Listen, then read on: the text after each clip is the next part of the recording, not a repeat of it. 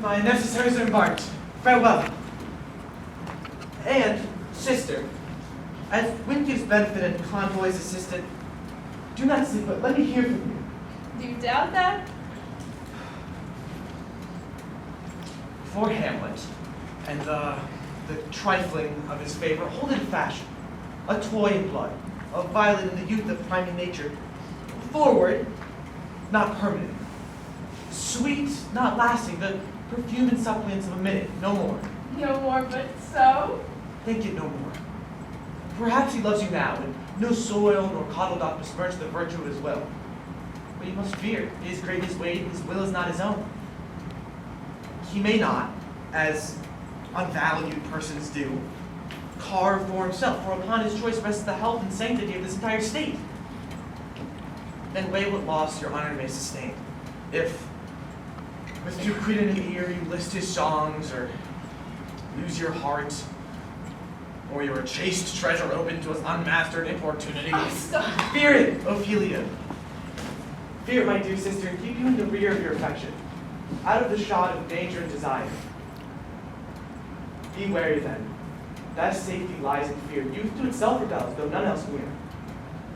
Well, I shall the effect of this lesson keep as watchman to my heart, but good my brother, do not as some ungracious pastors do, show me the steep and thorny way to heaven, whilst like a puffed and reckless libertine, himself the primrose path of dalliance treads, and recks not his own reed. Oh, fear me not. But I stay too long, here my mother comes. A double blessing is a double grace occasion, smiles on a second leave. Look here, Laertes. Aboard for shame, the wind sits in the shoulder of your sail, and you are stateful. There, my blessing with you. And these few precepts in thy memory look thou him. Give thy thoughts no tongue, nor any unproportioned thought his act. Be thou familiar, but by no means vulgar. Costly thy habit, as thy purse can buy, but not expressed in fancy.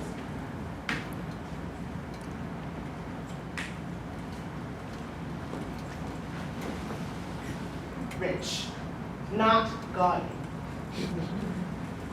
For the apparel oft proclaims the man, neither a borrower nor a lender be, for loan oft loses both itself and friend, and borrowing dulls the edge of husbandry.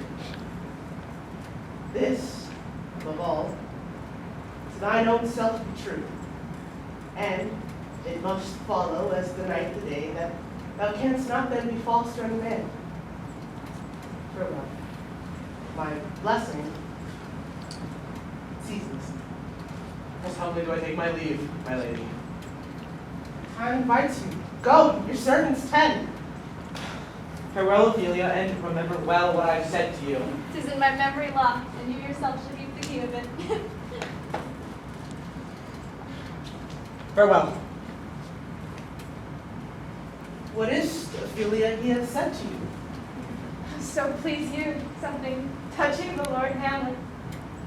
Mary, well thought. 'Tis told me he hath very oft of late given private time to you, and you yourself of your audience been most free and bounteous. Well, he hath, my lady, of late made many tenders of his affection to me. Affection! Pah! You speak like a green girl, unsifted in these perilous circumstances. Do you believe his tenders, as you call them? Well, I do not know, mother, what I should think. Mary, I'll teach you. Think yourself a baby, that you obtain these tenders for true pay, which are not sterling. Tender yourself, Cordelia, or not to crack the wind of the poor phrase roaming, and thus you'll tender me a fool. Well, he hath importuned me with love in honorable fashion. Aye, springers to catch woodcocks. Look, and hath given countenance to his speech with almost all the holy vows of heaven. I do know, when the blood burns, how prodigal the soul lends the tongue vows. These blaze its daughter, giving more light than heat, you must not take for fire. From this time forth, Make something scantier of your maiden presence. For the Lord Hamlet believes so much in him that he is young, and with a large tether may he walk that may be given you. And you, Ophelia, do not believe his vows. From this time forth, have you so slander any moment leisure as to give word or talk with the Lord Hamlet. Look to it, I charge you, come your ways. I shall obey, my lady.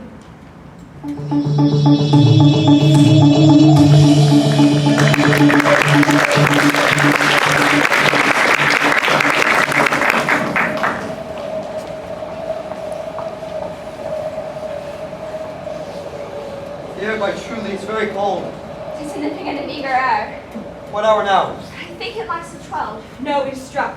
Indeed, I heard it not. It then draws near the season wherein this spirit is wont to walk. What does this mean, my lord? King doth wake tonight and takes his rouse. Keeps wassail, swaggering up spring reels. And as he drains his draughts of Rhenish down, the kettle drum and trumpet doth spray out. The triumph of his pledge. Is it a custom? Aye, Mary, is it, but to my mind, though I am native here, and to the manner born, it is a custom more honored in the breach than the observance. Look, my lord, it comes! Ministers of grace, defend us.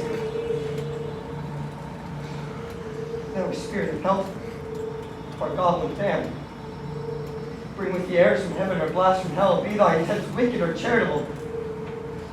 Thou comest in such a questionable shape. But I'll speak to thee. I'll call thee Hamlet. King, Father, Royal Dane, oh answer me. Let me not burst in ignorance, but tell why thy canonized bones, hearse in death, have burst their cerements. The sepulchre, wherein we saw thee quietly inured, hath cast ope its marbled and ponderous jaws to cast thee up again. Wherefore? What shall we do? It beckons you to go away with it, as if to some impartment it did desire to you alone. But do not go with it! No, by no means. I will not speak, then I will follow it. Do not, my lord! Why? What should be the fear? I do not set my life at a pin's feet. And for my soul, what can it do to that, being a thing immortal as itself? Walk me still. I'll follow it. What if it beckon you towards the flood, my lord? Or towards some dreadful summit of the cliff, and there assume some other horrible form that might deprive your sovereignty of reason and draw you into madness? Think of it! Wait me still. Go on, I'll follow thee. You shall not go, my lord! Take off your hands! You shall not go! My fate cries out, still I am called. Unhand me, gentlemen! Why heaven will make a ghost of him that lets me. Stay away, go on, I'll follow thee. He waxes desperate with imagination. Let's follow! 'Tis not fit thus to obey him! Have offered, to what issue will this come? Something is rotten in the state of Denmark. Heaven will direct it. Nay, let's follow him.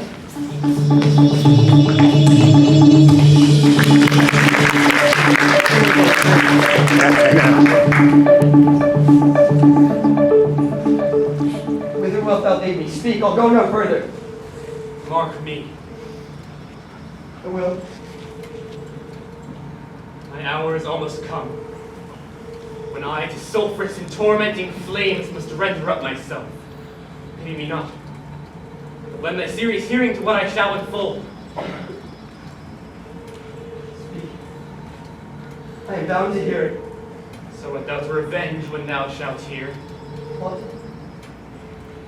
I am thy father's spirit, doomed for a certain term to walk the night, for the day confined to fast and fires, until the foul crimes done in my days of nature are burnt and purged away.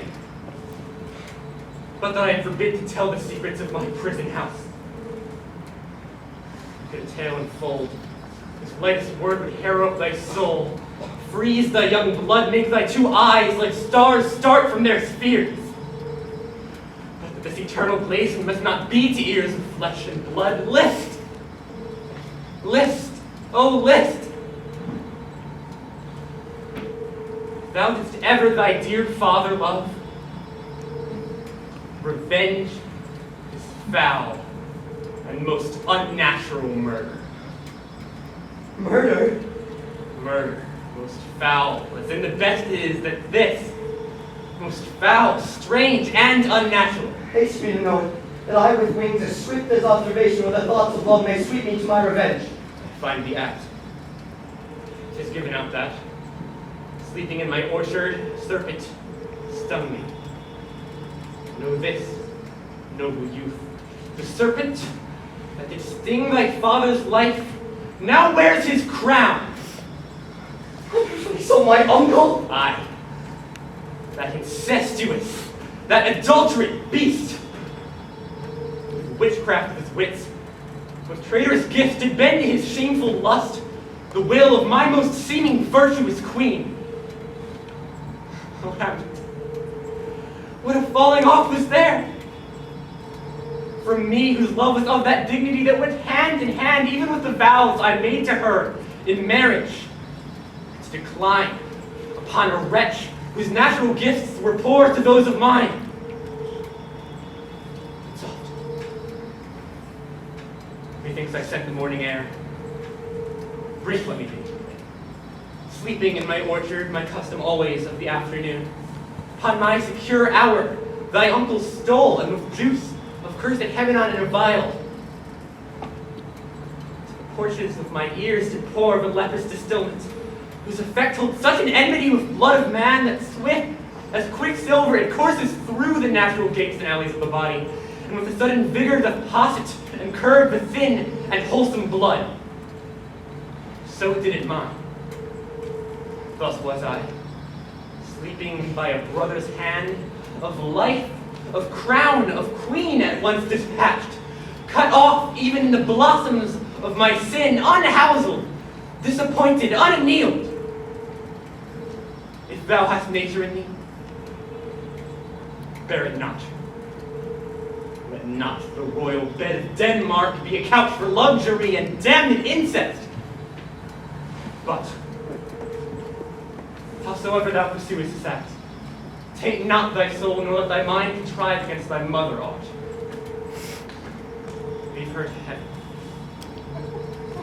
To those thorns that in her bosom lodge to prick and sting her. Fare thee well at once. The glowworm shows the morning to be near and begins to pale his ineffectual fire. Adieu, adieu. Remember me.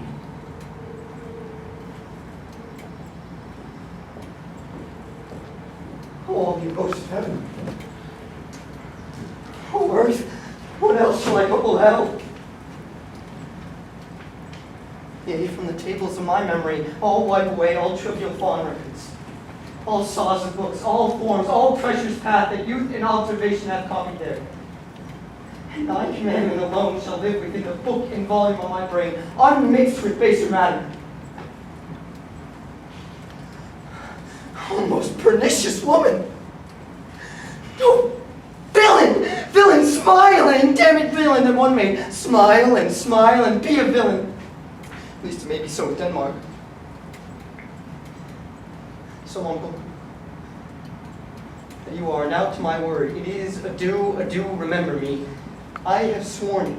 My lord! My lord! Hamlet! Lord! So, Hamlet! come! My lord! How is it, my noble lord? What news, my lord? Oh, most wonderful. Could my lord tell it? No, you will reveal it. Not I, my lord, by heaven. Nor I, my lord. What say you then? But you'll be secret. I, by heaven. My lord. Oh, there's ne'er a villain dwelling in all Denmark, but he's an errant knave. These are but wild and whirling words, my lord. Oh, sorry they offend you heartily. Yes, faith heartily. There's no offense in it. Yes, I see patches, but there is Horatio. And much offense too, touching this vision here. It is an honest ghost. That let me tell you. For you desire to know what is between us, overmastered as you may. But friends, as you are friends, soldiers and scholars, give me one poor request. What is my lord we will? Never to speak of this that you have seen tonight. My lord, we will not. Nay, but swear it! In faith, my lord, not I. Nor I, my lord, in faith. Nor I. Swear. Oh, what sayest thou? Art thou their true penny? Come on, you hear this, fellow Celeridge, consent to swear. Propose the oath, my lord. Never to make known of this that you have seen. Swear. Ooh, icke do be quay, then we'll shift our ground. Come hither, gentlemen!